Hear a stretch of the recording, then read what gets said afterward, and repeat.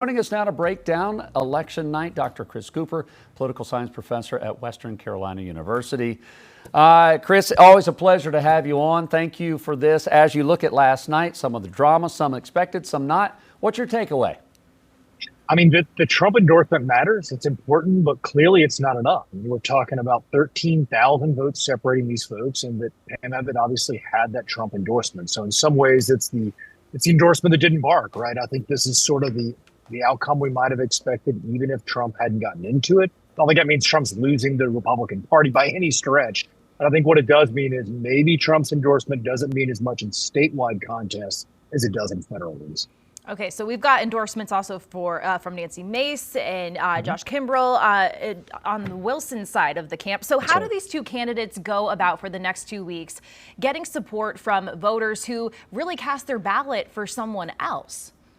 Yeah, I mean, it's going to be tough, right? I mean, it's going to be obviously very, very rough 2 weeks for them. I think part of it's going to be, yes, trying to get folks over. So get all those Mace voters, get all those Kimbrell voters over to their side if you're Wilson.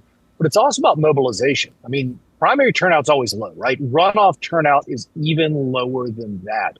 And so, yes, it's about persuasion, but this is really about getting your folks off the couch, reminding South Carolinians that, hey, unless you voted in the Democratic primary, there's still another primary you can vote in. So if you think about mobilization versus persuasion, I think this is really about mobilization over the next 2 weeks.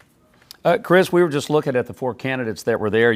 If you add Ralph Norman and Ron Reddy's together, those that went out and voted for those two guys, you got about 140,000 people. What will each candidate, whether it's Abbott, like we were just saying, or whether it's Wilson, what do they say individually? How do they go out and mobilize to get the 140,000, as many of those, into their camp between now and in 2 weeks?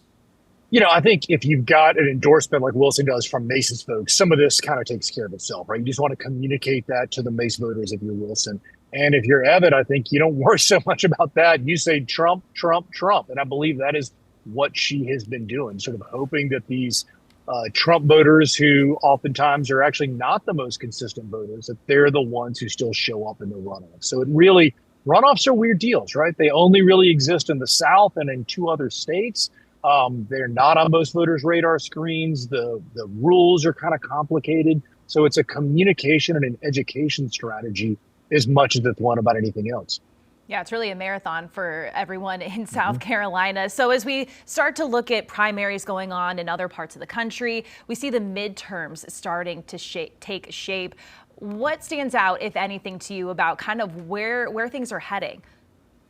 Sure. Yeah, I mean, look, the midterms right now appear to be very good for the Democratic Party. The only question really, even among Republicans, the question is just how good is this going to be for the Democrats? Are we going to see this kind of big wave election, or are we going to see a small Democratic ripple, right? The questions are not really, are the Democrats going to gain seats, but really how many? Even after all this redistricting mess, the back and forth, it's going to be a good year to be a Democrat in 2026 unless we see an end to the Warner reign, gas prices come down, the economy improve, and opinions of President Trump improve across the board. I think all 4 of those things are fairly unlikely to happen at once.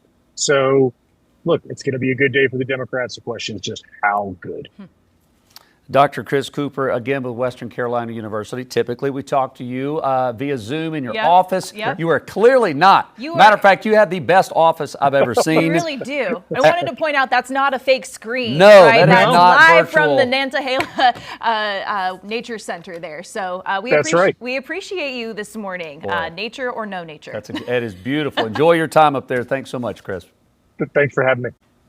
Queen City News Plus. Just search Queen City News on your smart TV's app store.